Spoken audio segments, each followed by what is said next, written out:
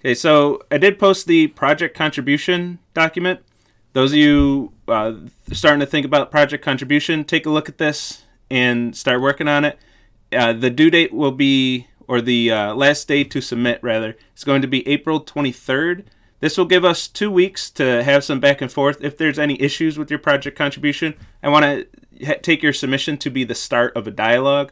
Since it is pass-fail, I don't want to be like, well, this is just barely below the line where I'd pass it, so you don't get any credit for any of that. I want to be able to have a back and forth and be like, look, if you fix these things, you can get credit for this project contribution. So that's the last day to start that dialogue is April 23rd. Anything after that, I'm not going to entertain submissions. I'll close the form, and you won't be able to submit. So you have some time to get your project contribution out there. What the project contribution is, much awaited, is contributing to an open source project is pretty much most of what I've said about it so far. There are 3 projects kind of sponsored by the course, I suppose. One is the project that we built last week that I built live. If you want to look at the Twitch VODs, if you didn't catch it live, you can see what that's all about. You can see every aspect of building that project and how it came to be what it is. We also have this office hours and to-do scheduler project. These projects I've used for project contribution in the past in this course. They're a little behind on maintenance. I actually recruited some TAs yesterday to hopefully get in there and start maintaining them. I always had the best intentions that I was going to maintain these projects and merge the pull requests that students contribute code, and then I'll merge them. I just merged a few of them for office hours the other day, and it's just a lot of work. We have a lot of pull requests. There were 172 pull requests. Trying to get them merged is, it's a big undertaking. So these projects are in different states of development is my point of that. To-do scheduler doesn't have anything merged at the moment after 2 semesters of contributions. So hopefully we'll start getting those merged, and it's an application objective. So hopefully we'll get those merged and get them working. My overall goal for these projects is to have these be pieces of software that are maintained and built by students and are actually used in the class. Like RoboTA is currently deployed at botloff.com. When you see people adding commands !Q and then asking something, that's Botloff. It's not quite ready to introduce to the whole class and say, let's start using this. But hopefully through some project contributions, it will get to that point where you'll be able to ask questions during lecture. They'll appear here. You can vote on those questions. And then the highest questions as I'm lecturing, since I don't really have enough attention to be able to read chat while I'm lecturing, I always miss some things. This is a way for you to say, hey, this is something that needs Jesse's attention. And if other people in chat agree, they can vote on it and make sure that I get the most requested question right at the top of the question list. So that's the overall goal with this one. We have some bugs and some definitely formatting to work out here. Most of this information doesn't need to be displayed. But this was, at this point, is a minimum viable product. We have something that works. Just got a little bit of work to do, which is the fun part when it comes to project contribution. So your task for project contribution, if you choose to accept it, this is one application objective. So it's one extra application objective that's not associated with any homework assignments. And it's very open-ended. Your project contribution task is to make a contribution to one of these projects and expand the functionality, expand one of these projects in some way through a pull request. Should we worry about this right now? I mean, technically you don't have to worry about it at all.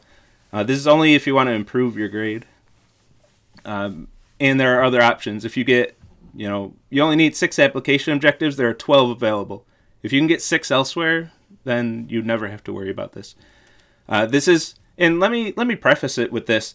This is intended to be an extra, more of a fun objective for students who are really on top of the material and want to take what they're learning in this class and apply it to something that can actually make a difference when we deploy these apps. Like once I start using that overlay during lectures, like your contribution, you can actually see it out there, in the world, and see it being worked on. Plus, it's a good line on your resume. Contributed to an open source project is a cool thing to be able to say.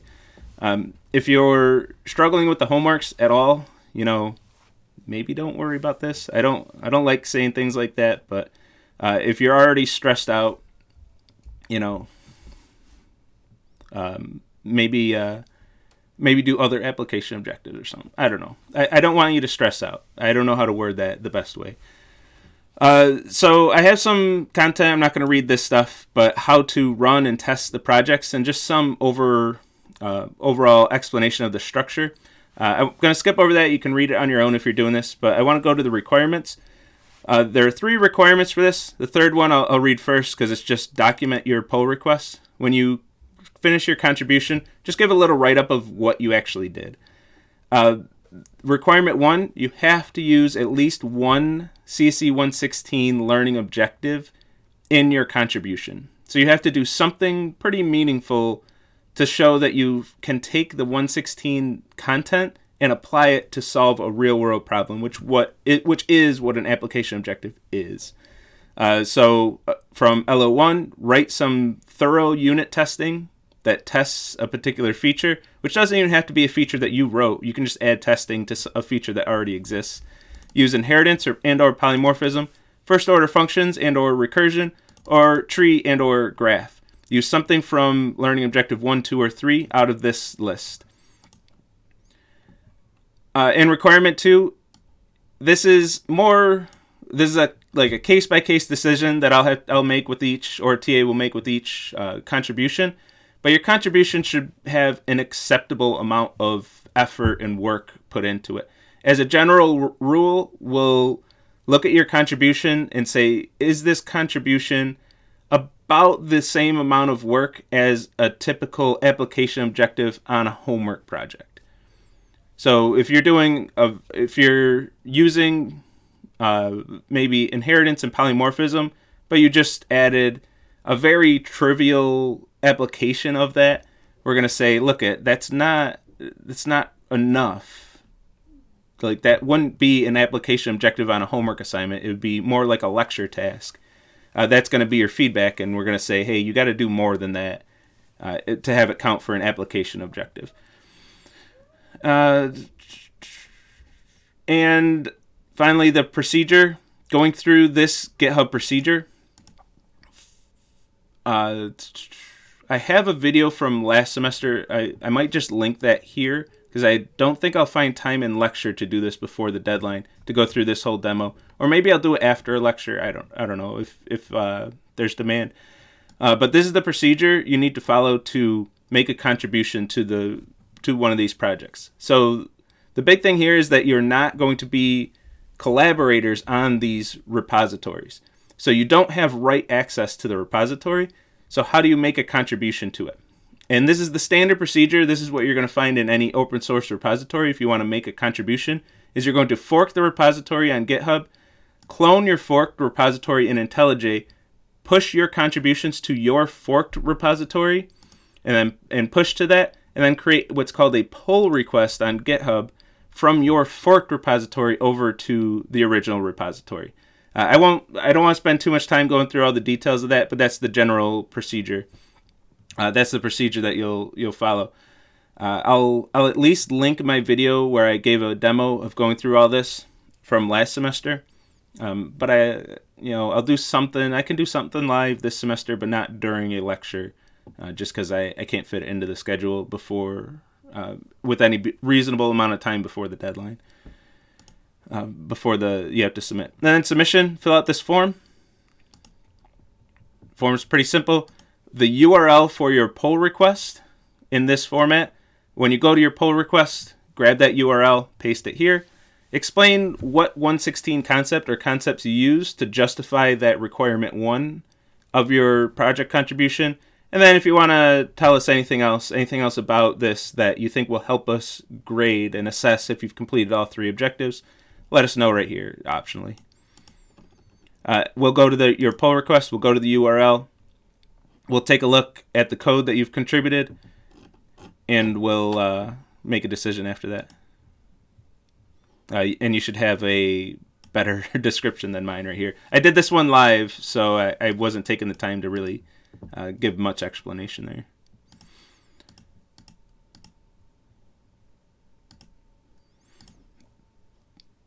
So project contribution is out there. So y'all can stop asking me about it. Now you can ask me specific questions about it instead of where's project contribution. All right. With that, where are we? So I did rearrange the schedule just a little bit. I moved Monday's lecture to Wednesday, like I said I was gonna during Monday's lecture, and then I moved Wednesdays back a day and Fridays back a day because I wanted to get these functions. I wanted to get this out there sooner rather than later because you're going to need a lot of today's content to do lecture task. No, I don't want to print. I don't want to print this. Because you'll need today's lecture content to do even lecture task 1. So I can't wait until next Monday before you can even do lecture task 1. We'll just fall too far behind.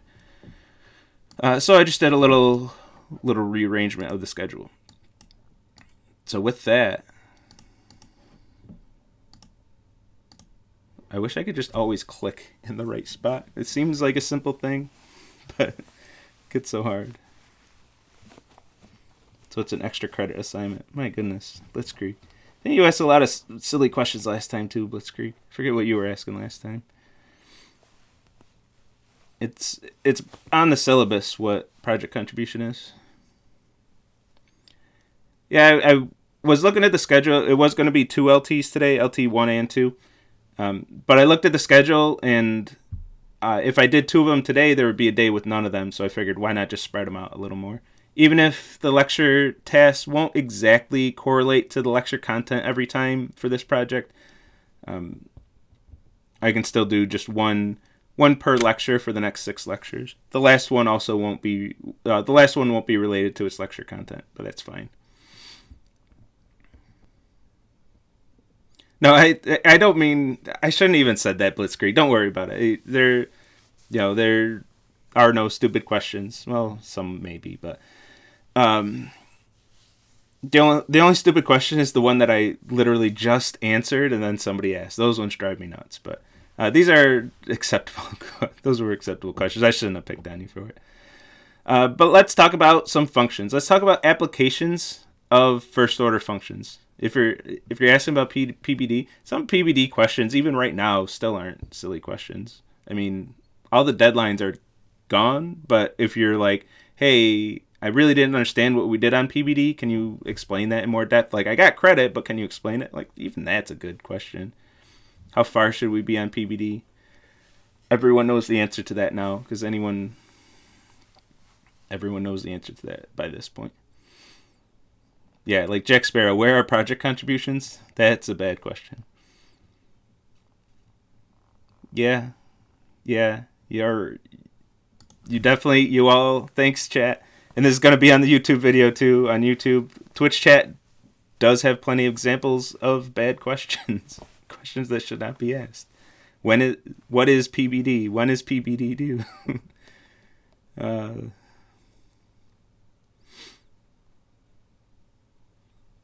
Yeah, that's a good quote. I'll end with this one, with Bex's quote from Confucius. The man who asks the questions is a fool for a minute. The man who does not ask is a fool for life. That's a good quote. The worst thing you do, even if you ask a silly question, the worst thing that's going to happen is I'll make fun of you a little bit, and then I usually answer the question anyway, if you notice, is usually my trend. Usually, almost always answer the question still. Unless I literally just answered. I won't repeat myself because that's boring to everybody in chat who's been paying attention.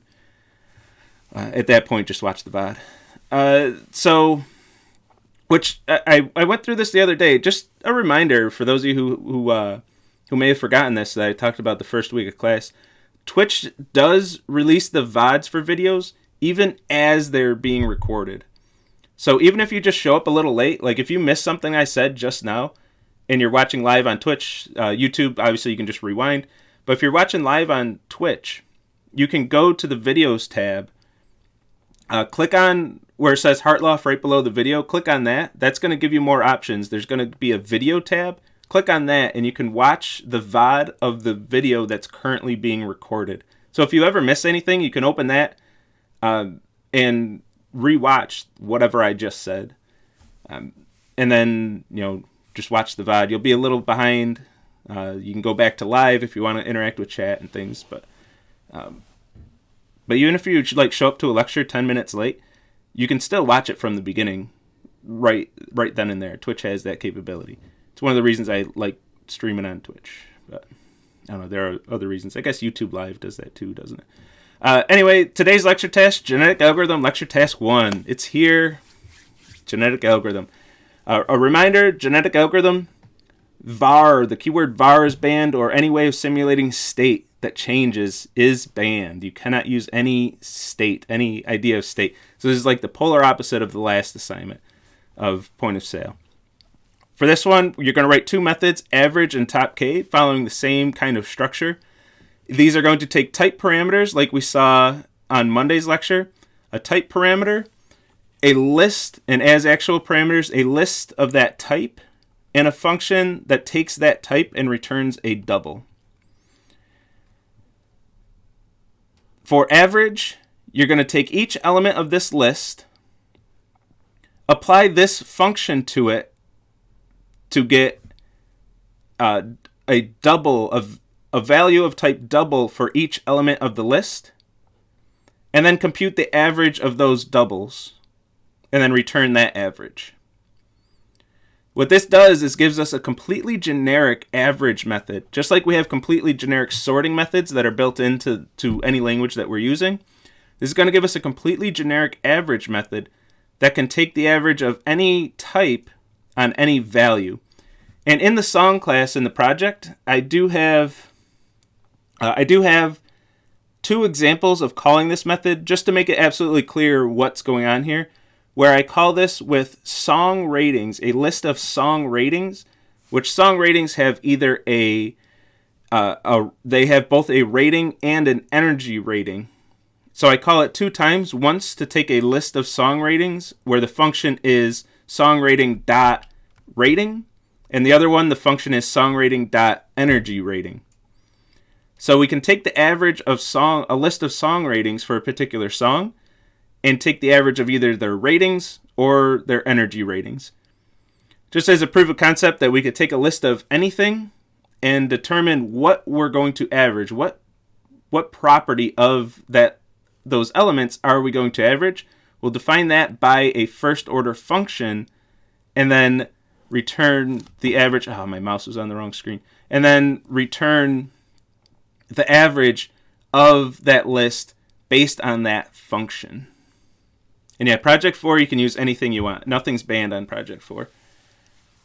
The whole point is, the structure of this class is, LO1 is an introduction, like here's Scala, here's how programs execute, here's how you test things.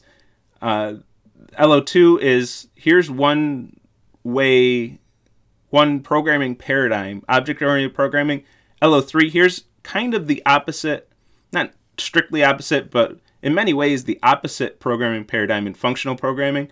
And then 4 is, okay, we're learning some data structures. You've seen 2 programming paradigms. Use whatever one you think fits the question, the problem that you're currently trying to solve. That's where it's up to you to think, does an OOP solution, do I want to use an OOP solution here? Do I want to use an FP solution? Do I not want to use OOP or FP? It's up to you to do that from there. And then the next one is top K. Same structure, a list of type T, a type parameter T, a function of T to double. And then you're going to return the top K, another parameter K is an int. Return the top K elements of the list based on their output of the function. So for example, if K is 10, I want to return the top 10. I want to return a top 10 list of these elements based on this function. So if this function computes the average rating for a song and the list is a list of songs, we want to return a top 10 list, and K is 10. We want to return a top 10 list of the top 10 songs by average rating. And we can use our average method here to compute the average rating of a list of song ratings. where the very first element, the element at index 0, well, not index because it's a list, but the first element in the list is going to be the highest rated song, and then the second highest rated song, etc. A top 10 list where the first one is number 1. We're not starting at 10 and then counting down to 1 in our list. We can just iterate through the list backwards if that's what we want. And then, of course, testing in lecture task 1. Test these methods. It can be helpful to use, though, the methods in the song class as examples to be able to write your testing and then add testing for top K. Okay, that's your task. Let's figure out how to do this. First, kind of a one-off. Maybe this, as I'm looking at it right now, maybe this should have been moved to a different lecture when I moved this content up. But it's only a few slides, so let's talk about it. We talked about how to sort by anything. We can sort a list of anything by any comparator. We have a ton of flexibility in how we sort things. But there's one thing that we still can't quite do. What if we need more parameters in our comparator? So for example, what if we want to, here it is. What if we want to sort a list of points based on their distance to a reference point? So what if I have some point in a space and I want to sort a list of points based on how far away they are from that point? So maybe we're building a game, we have a player location, and we want to sort all the objects in the game based on their distance to the player. We can't do that with the comparator that we've seen, because a comparator would take 2 points and return a Boolean. That's the type of comparator we need. But we have a situation here where we would want our comparator to take another parameter. We would want it to take the location of the player as a third parameter and then return a Boolean. The problem is our sorting methods are not built like that. Our sorting methods need a comparator that just takes 2 inputs, the 2 elements to compare, and returns a Boolean. So we need a way to get that third parameter in there and still be able to use these sorting methods. And what we're going to do, how we're going to do that, is build a function during runtime with that third parameter built into the function. So, for example, if we want to sort based on distance to a reference point, we're going to write a method in this case, a method that takes the reference point as a parameter and returns a function as a return type that fits the signature of a comparator. And the function that's returned, the entire body of this method is the definition of the function. So this resolves to a reference to a function. It's the last expression that's evaluated in this method. So this is what's returned, is the function itself. This function takes 2 points and compares them, their distances, by their distance to the reference point. So this reference point, whatever it is when this method is called, is baked in to this function that's returned. We return this function that uses this reference point, and then that function can be used as our comparator. So we basically took our third parameter and made a function with that built in, with that third parameter built into it. And now we can compare based on the distance to that reference point. So for example, if we want to use a sorting method, we want to sort some list of points based on the distance from the point 550 or 0.5.50. We're going to call our sort method with that list of points, and then the comparator is the function that's returned from calling distance compare based on this reference point. This reference point is the input to the distance comparator method. That reference point, 0.5.50 in this case, is built into a function that takes two points and returns a Boolean, returns the output of this less than operator, returns that function, which fits the signature of a comparator, and then that's our comparator for this call of this sorting method. Now the sorting method to merge sort doesn't give a damn that we did this reference point thing. It just knows that it got a function that takes 2 points and returns a Boolean. It's going to use that as the comparator and then run through the merge sort algorithm using that as the comparator. And this gives us the end of our flexibility. We can sort anything, like anything we can dream up. We can use this idea to sort. This, we're going to use the same thing when you get to LT 5 and 6 and you start returning cost functions that are going to be used for the genetic algorithm in AO1. You're going to write methods that take some parameter and return a function that fits the signature of a cost function for the genetic algorithm to use. And it's going to have this input parameter built into it, where the input parameter is going to be a map of ratings for a particular user, song ratings for a particular user. And then based on that user's preferences, we're going to generate a cost function that the genetic algorithm is going to use to figure out what playlist this particular user is going to most enjoy. But we need to fit the signature of the genetic algorithm, which is not going to take a map of preferences for a particular user. Instead, we're going to write a method that returns a function that fits the signature and builds those preferences into the function that it returns. There's quite a lot going on here. If you understood all of that, you are doing fantastic. If you didn't understand all of that, don't worry. We got plenty more lectures to reinforce all this material. And I can give more examples after lectures as they come up. All right, so now let's get into what we'll talk about the rest of today. And today's kind of a different type of lecture. It's more reminiscent of the first week of class lectures. But of course, much more complicated. We're on tougher material. Where I'm just going to show you a bunch of things that you can do in Scala. Now that we know first order functions, I'm going to show you a lot of things we can do with data structures. Mostly, I think exclusively actually, I meant to look, lists. But showing what you can do with lists in Scala now that we understand first order functions. And we can use these first order functions to, one, really compress our code, as I say here. But also, or more importantly, to your immediate future, is you can use these methods to avoid using variables. So, say you're in a situation where you have some code to write, and your professor banned the keyword var.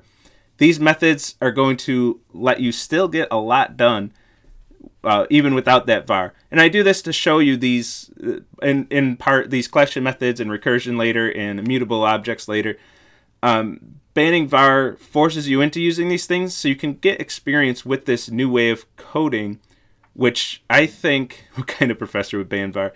This new way of coding, or different way of coding, which, I don't know, personally I think is pretty neat. And in the worst case and in the best case, it saves you a lot of time. Rin. Yeah, I'm telling you what you need for the project. And by the way, let me just get into this so you know what I'm actually talking about. But we're just going to go through a whole bunch of methods that can be used on data structures to process data in a data structure using a functional programming style of coding. Now, and I'll go through, like, this is for each. Next is going to be filter. Then I'll talk about map, for example. I'm just going to go through a whole bunch of these. Some of these are just flat out useful. The rest of them, what I did was I went through my solution for genetic algorithm, all the lecture tasks and all the AOs, and I looked for any time where I worked with data in a functional programming type of way. And wherever I used anything, whatever I used, they're in these slides.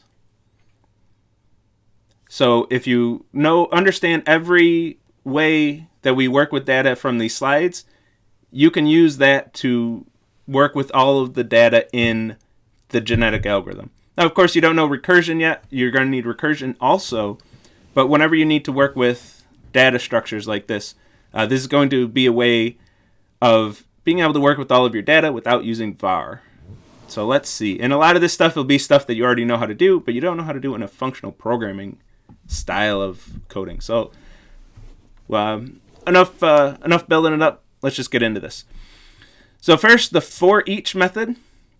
Say I have a list of elements like this, and I want to call a function on each one of the elements, on each element of this list. I'm going to take words, my list here, dot for each, and then a function, in this case a method, but a function that's going to be called on each element of the list. What for each is going to do is call this function on each element of the list in the order of the list. So if I want to take a list of elements and I just want to print all the elements on each on its own line, I'm going to give it the printline function, the printline method, and get exactly that behavior. I'm going to call printline on each element of the list without using a full loop. This is the same thing as creating a for loop, saying for word in words, printline word, close brace. It's the same thing as doing that, but much more compact. This is where I think the benefit comes in with these, even outside of anything else. You can use var and everything. This is just so much more concise than creating the loop. Just words dot for each printline. Very simple way to print out all the elements of a list with each element on its own line. This only works, this only really matters if you want the side effects. So for each isn't super useful, especially when we're embracing immutability like we are, which is banning variables. That's going full on immutability, which means nothing can change. Values can't change. Everything's a const. So for each isn't necessarily useful for that. If we have objects with methods that have side effects and we want to call those methods with side effects for each element, then for each gets a little more powerful. So let's move on from for each and see some things that are going to be more useful for what we're doing in this class. So filter is another method. This is going to take a function that takes as its parameter a type matching the type of the list of the data that we're working with and returns a Boolean. And what this will do, yeah, it's pausing to read your conversation. Well, I saw it got too political and I got a little nervous, like, what are you talking about? But it looks like everything's innocent there. The filter is going to take a function that returns a Boolean, and then filter is going to return a list containing only the elements of the original list for which this function returns true. So my filter here, my function is going to be the element.length is greater than 3. So I'm saying give me all of the strings in this list whose length is greater than 3, which is only this string 0 and this string 3. So the return value, when I print this out using my new for each that we just learned about, is going to print 0 and 3. 1 and 2, this returned false. So they don't make it to the final list. Well, now I can't shout you out if you ask for it. You got to earn it to make it to YouTube. And I'm using this shorthand. We talked about this briefly on Monday. So I want to reiterate. I want to make sure that everyone's familiar with this syntax because I'm going to use it all day today. This underscore shorthand. The underscore replaces the parameter in a function. So if we want to create a function and we don't want to create a parameter list and do the whole definition of a function, we can use this shorthand where underscore is in place of the name of the parameter. So when I say underscore dot length greater than 3, this is the same exact thing as writing a function using the more longhand syntax of creating your parameter list, giving your parameter a name and a type, creating a body to the function. The body of the function uses the parameter name, and then is our expression, which is going to determine the return value.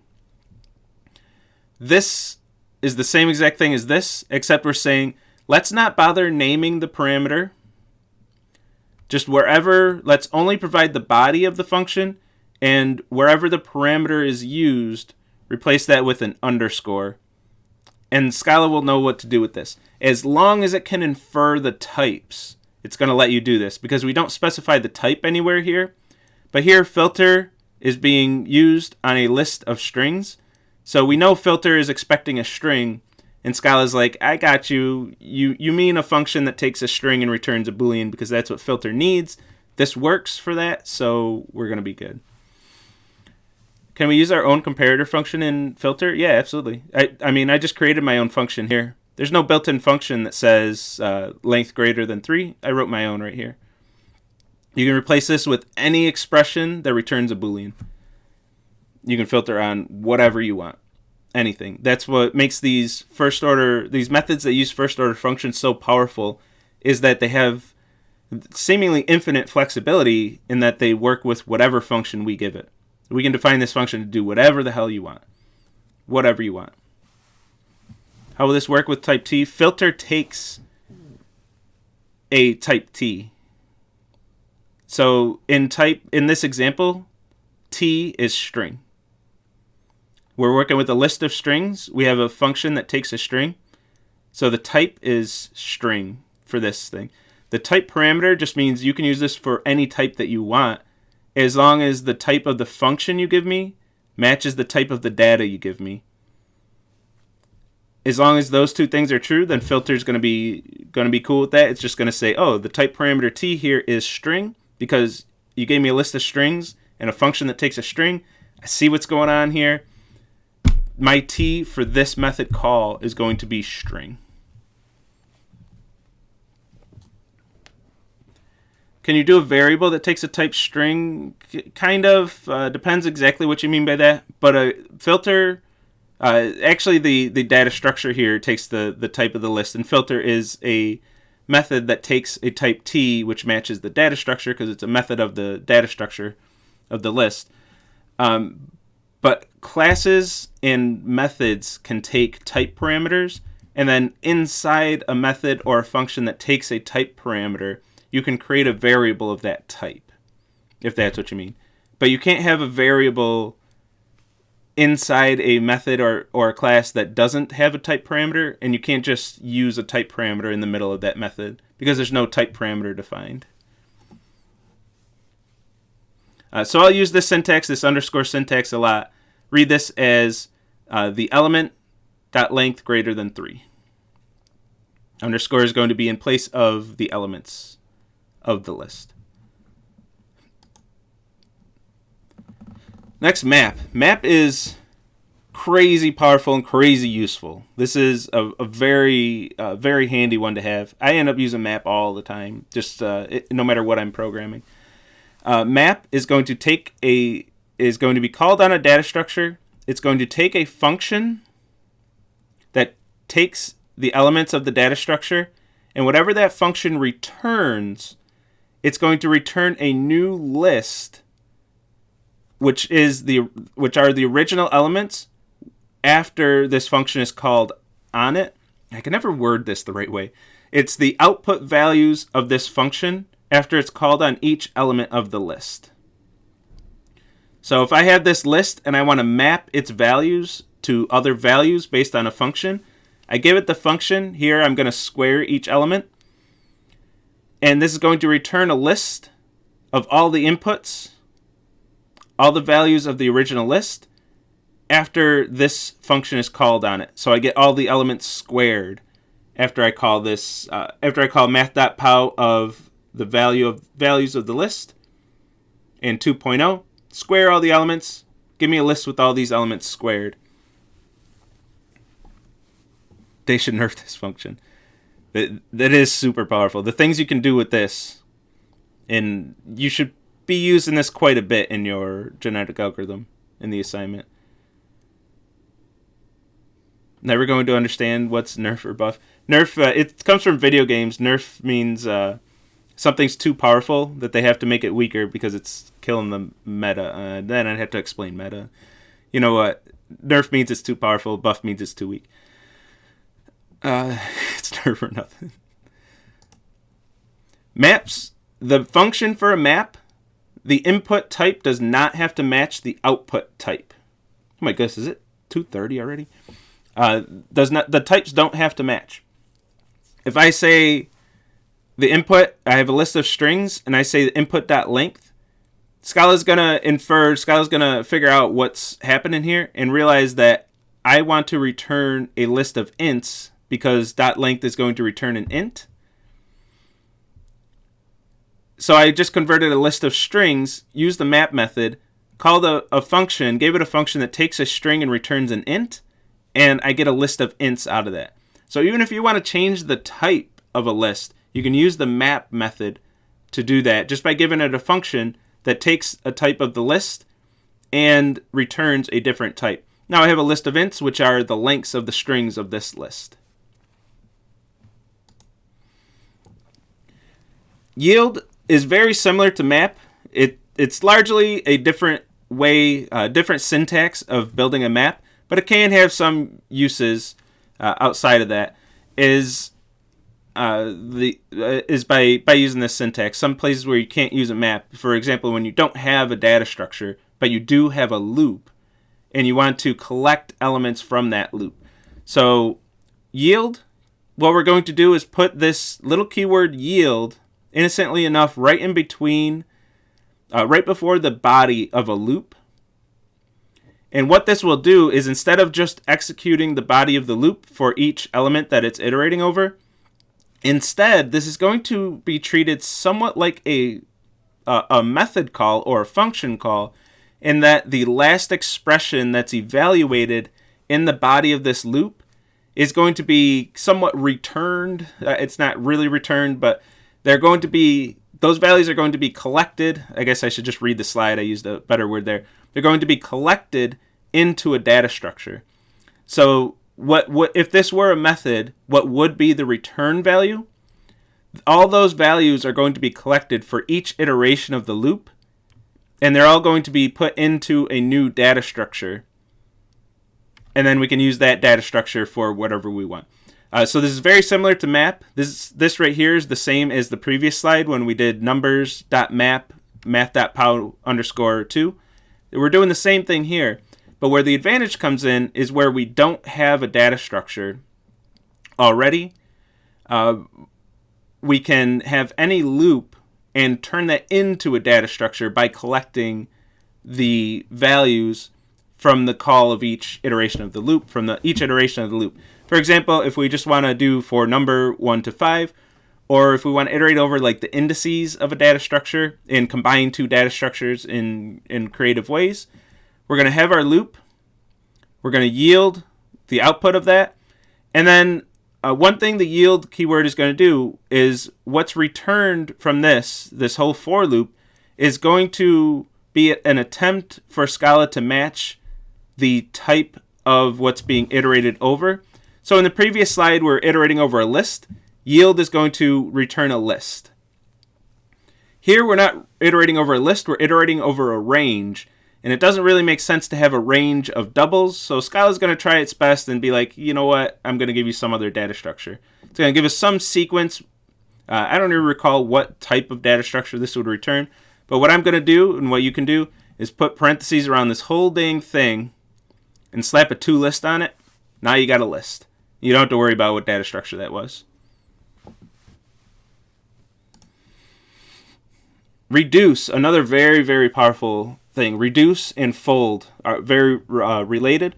This is going to replace the accumulator pattern from 1.15. This is the first time where you can get that functionality without actually using that accumulator pattern. Here, instead of using that, we're going to call reduce, give it a function. That function is going to take two values of the type of the list and return one value of that same type. What reduce is going to do is take that function and reduce the entire list into a single value based on that function that we gave it. The first parameter of that function is going to be the accumulator variable, and the second is going to be the current element that we're looking at. So if I have the accumulator plus the square of the value I'm looking at, when this is called, accumulator is going to be initialized to the first element of the list, B is going to be the second element, and we're going to get 1 plus 2 squared, which will be 5, And then reduce is going to look at the next element. The accumulator variable is 5, and then B is the next element of the list. 3, 5 plus 3 is 14. That's our new accumulator. And then the next element of the list, 14, right? I lost track. 14 plus 16, and then whatever that is, some crazy number. It's hard to do quick math, especially on stream. Then the accumulator plus 25 is going to give us our final output. So reduce is going to take an entire list, reduce it to a single value based on a function, whatever function we give it. Now note that this example breaks if 1.0 isn't our first element. I got away with this because 1.0 squared is still 1.0, but the accumulator is initialized to the first value of the list. So keep that in mind. Whatever math you have here doesn't get applied to the first element because that's the initial value of your accumulator variable. We can also use our shorthand syntax. Even though this takes a function that takes 2 parameters, we can still use our underscore syntax. And the order we have to pay attention to here, the order of the underscores is going to be the order of the parameters. So the first underscore to appear in our function is going to be the accumulator because that's going to be the first, that's how reduce works. The first parameter is the accumulator. Then the second underscore to appear is going to be the element that we're currently working on to reduce this list. So we can still use the underscore syntax even though we have 2 parameters. And whether we have 2 parameters or 1 parameter, any number of parameters, if we have to use an input more than once, we can't use the underscore syntax. You have to use, you have to actually state your parameter list and give your parameters names and then work with them the way you've been doing your entire life, your entire programming career up until now. Can't use that syntax if you have to use an input more than once. Fold is similar to reduce. It's very similar to reduce, except it takes an initial parameter. So last time we got away with that squaring sum of squares because our first element was 1, go us and everything.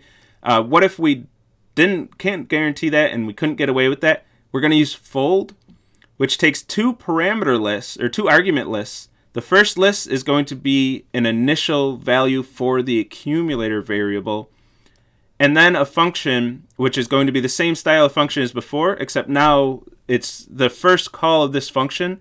The accumulator will be our initial accumulator value, and the first value that we look at is going to be the first value of the list that we're looking at. So now, if we did the same thing as before, we would actually get the first element squared, and it wouldn't have to be 1 like it did before. And this one is going to multiply all the elements of that list.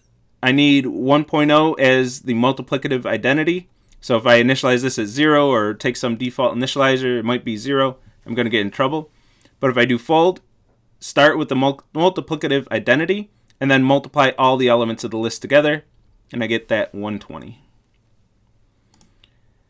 We can also change the type using fold or reduce if we use fold left or fold right. If we just use fold or reduce, I think I want to talk about this slide. If we just use fold or reduce, what we actually get is fold left or reduce left. So fold left means we're going to start at the beginning of the list and call this function on all the elements starting at the beginning of the list. If we want to start at the end of the list, we can call fold right, start at the end of the list and go backwards. And keep in mind, if you do use fold right, your parameters are reversed. The first parameter is the element you're currently working on, and the second parameter is the accumulator variable. So a subtle thing to make sure that you have to make sure you're keeping track of.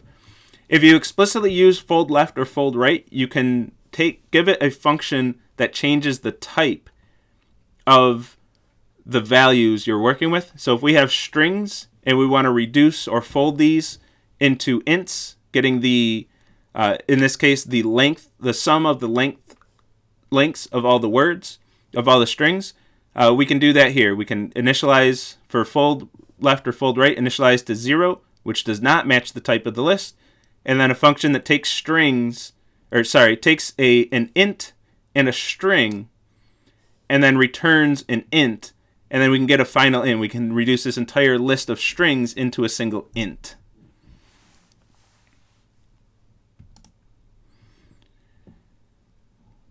And there are a couple more. These last few, I'm 2 minutes over, so let me just get through these, and then I'll answer some questions in chat.